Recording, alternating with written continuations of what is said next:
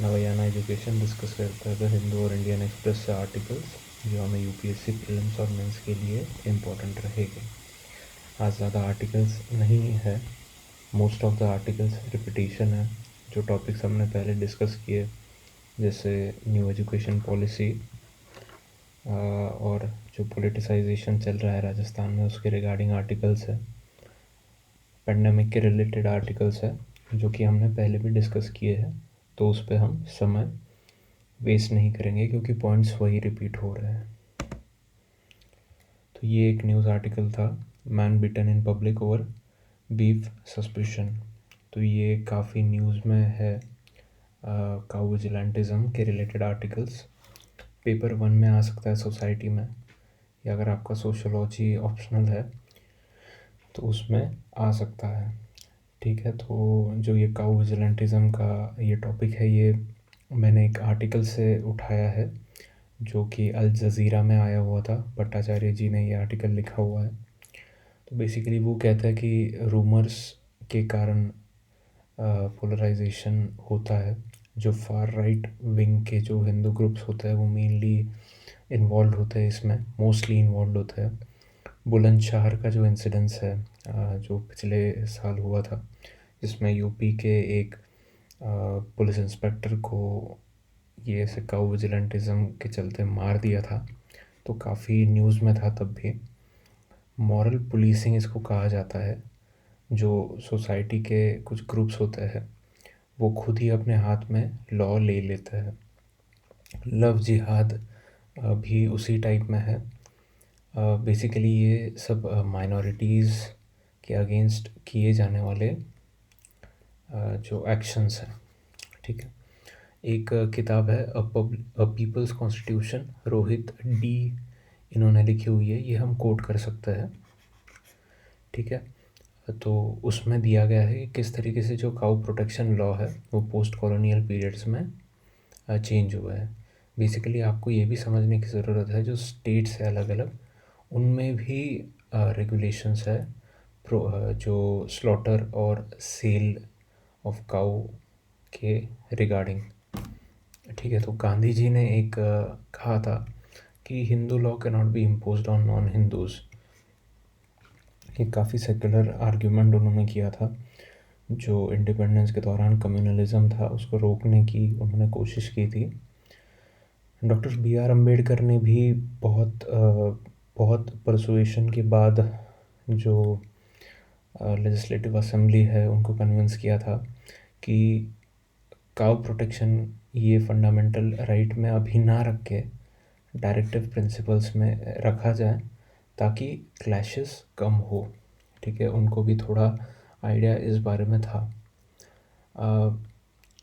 Constitutional morality, तो doctor Ambedkar कहता है कि ये कोई नेचुरल सेंटिमेंट नहीं है, ये हमें डेवलप करना चाहिए। बेसिकली जो लोगों का जो मोरालिटी है वो कॉन्स्टिट्यूशन पे डिपेंडेंट होनी चाहिए। कॉन्स्टिट्यूशन में जो फंडामेंटल राइट्स दिए गए हैं, फंडामेंटल ड्यूटीज़ दिए गए हैं, उससे हमारी जो मॉरलिटी है, हमारे जो जजमेंट्स है वो आने चाहिए। और इस तरीके की जो सोसाइटी है वो कल्टीवेट की जाती है, वो नेचुरली नहीं होती है।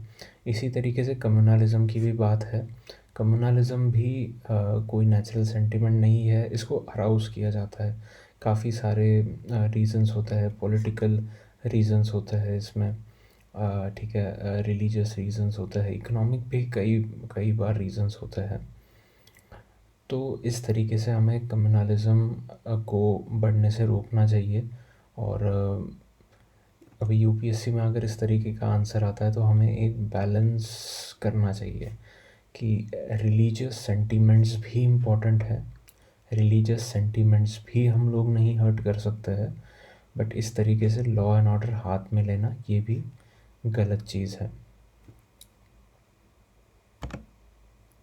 एक ये स्कीम है अस्मिता स्कीम, ये हम कोई भी वुमेन रिलेटेड अगर क्वेश्चन आता है वुमेन एम्पावरमेंट से रिलेटेड पेपर 1 में या कई बार पेपर 2 में भी या ऐसे में, तो ये हम कोट कर सकते हैं। महाराष्ट्र गवर्नमेंट की ये स्कीम है अस्मिता स्कीम।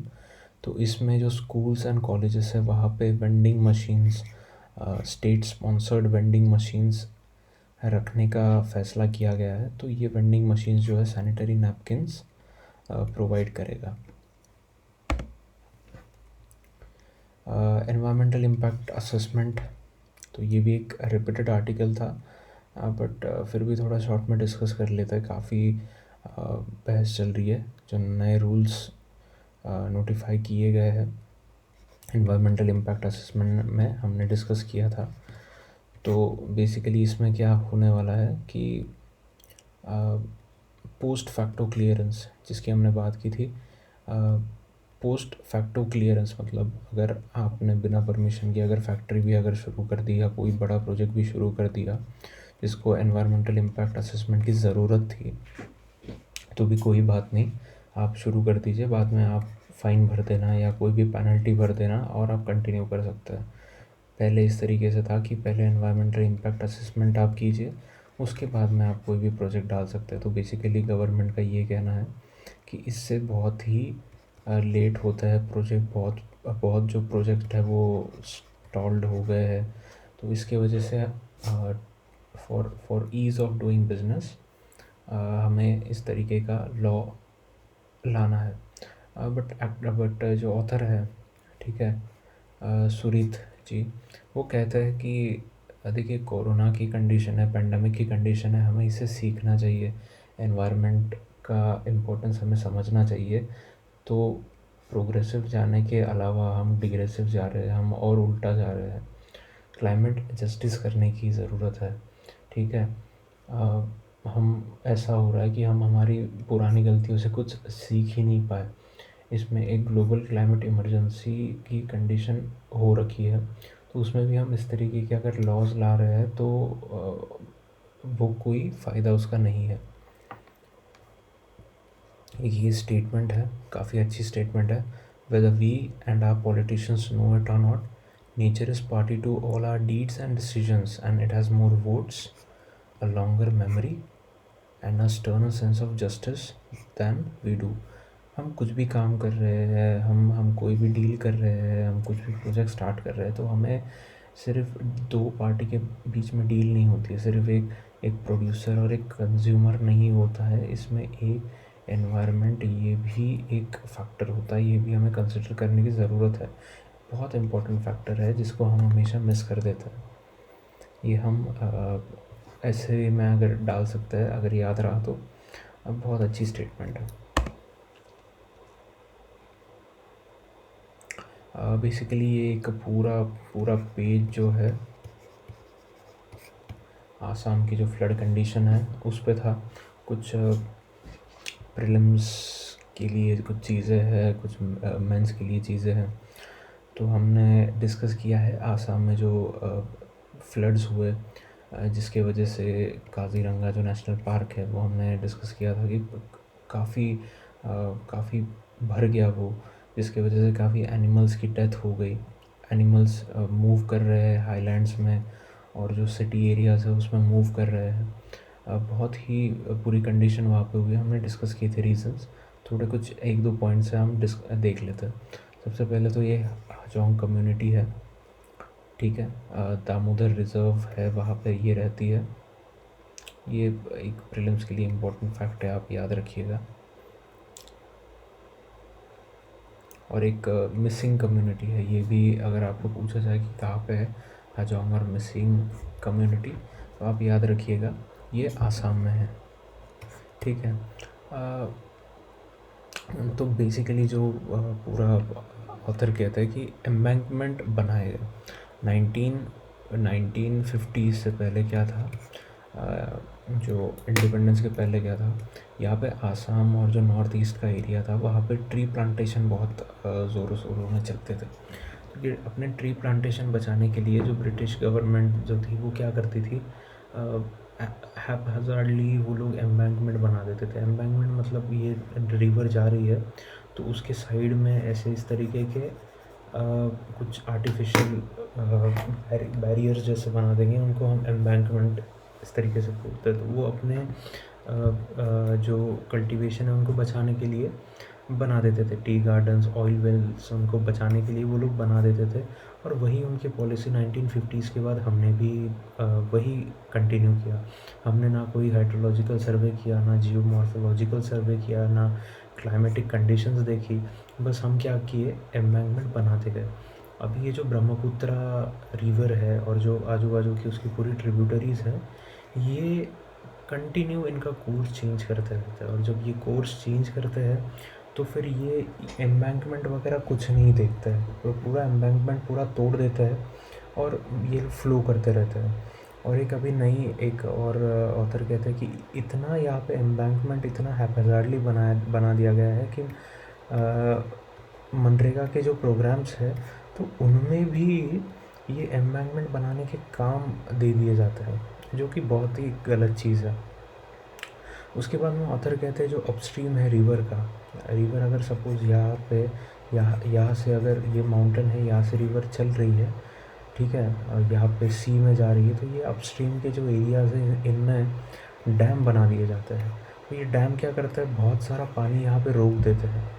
बहुत सारा पानी रोकने के कारण क्या होता है, उसमें बहुत ज़्यादा तरीके से ड्रेजिंग होती है। और फिर क्या होता है, अचानक से ये पानी छोड़ दिया जाता है, जिसकी वजह से जो ये ऑलरेडी जो अनस्टेबल रिवर है वो और अनस्टेबल हो जाती है। ठीक है।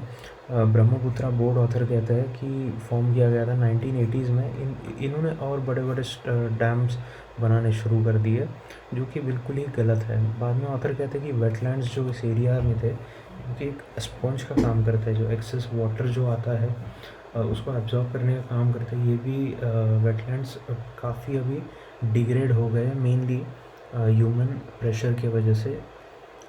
ठीक है, दीपोर भिल ये भी एक नाम आता है आर्टिकल में, फॉर एन एग्ज़ाम्पल दीपोर भिल, जिसका बहुत तरीके से डिग्रेडेशन अभी हो गया है।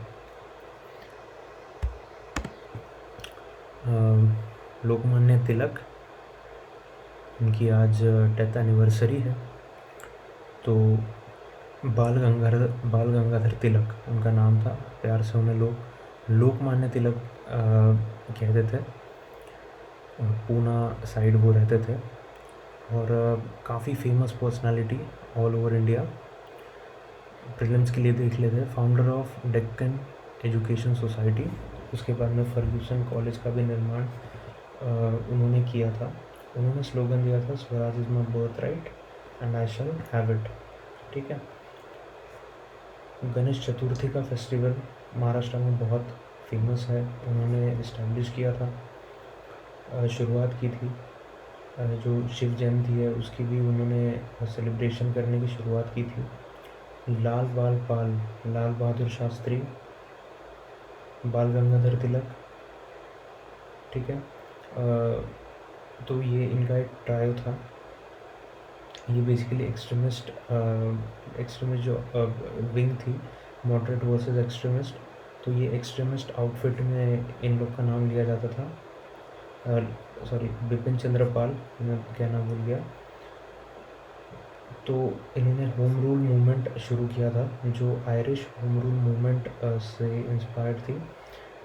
तो इन्होंने ये शुरुआत की थी। ठीक है। एक मूवमेंट शुरुआत की थी एनी बेसेंट ने, और दूसरी लोकमान्य तिलक जी ने की थी। आप इसमें पढ़ते ही हो। तो न्यूज़पेपर इन्होंने शुरुआत की थी केसरी मराठी में और मराठा इंग्लिश में। बुक्स इन्होंने लिखे थे गीता रहस्य और Arctic home of the Vedas. तो इसमें ऑथर जो है अरविंद, उन्होंने लिखा हुआ ये आर्टिकल। तो बेसिकली जो 2 सेडिशन केसेस में तिलक जी को अरेस्ट हुआ था, उनके बारे में वो कहता है कि पहला जो अरेस्ट हुआ था वो हुआ था जब उन्होंने फेमाइन्स जब चले थे 1896 में, उसके खिलाफ उन्होंने आवाज़ उठाई थी उनके पेपर केसरी में। ठीक है। ऑफिशियल्स को क्रिटिसाइज़ किया था, उनकी पॉलिसी को काफ़ी क्रिटिसाइज़ किया था। जो फेमाइन रिलीफ कोड है, जो उसको काफ़ी क्रिटिसाइज़ किया गया था। और जो एक ऑफिसर थे चार्ल्स रैंड, तो ठीक है, उनको भी काफ़ी क्रिटिसाइज़ किया था। आपको पता है चार्ल्स एरैंड की जो है चाफिकर ब्रदर्स ने असैसिनेशन कर दिया गया था, जिसके चलते फिर उन्हें अरेस्ट कर जो सेडिशन एक्ट है उसके अंडर अरेस्ट कर दिया गया था। तिलक जी ने एक आर्टिकल्स भी लिखे थे कि अफ़ज़ल खान को जो शिवाजी महाराज छत्रपति शिवाजी महाराज जी ने जो मारा था वो भी सही था। ठीक है, तो काफ़ी लोगों ने जो ब्रिटिश गवर्नमेंट को इसके अगेंस्ट भी शिकायत की कि आप फिर भी उनको अरेस्ट नहीं कर रहे हो, तो उन पे हैज़ार्डली सेडिशन चार्जेस लगा दिए गए थे। उसके बाद में जो दूसरा उन पे केस चला था, जब बंगाल का पार्टीशन चला हुआ था, और उसके उसके दौरान जब ठीक है, खुदीराम बोस ने जब एक्सट्रीमिज़म किया था और बॉम्ब डाले थे, तब तिलक जी पे ये आरोप लगाया गया था कि इन्होंने ही उनको प्रोत्साहन दिया हुआ है।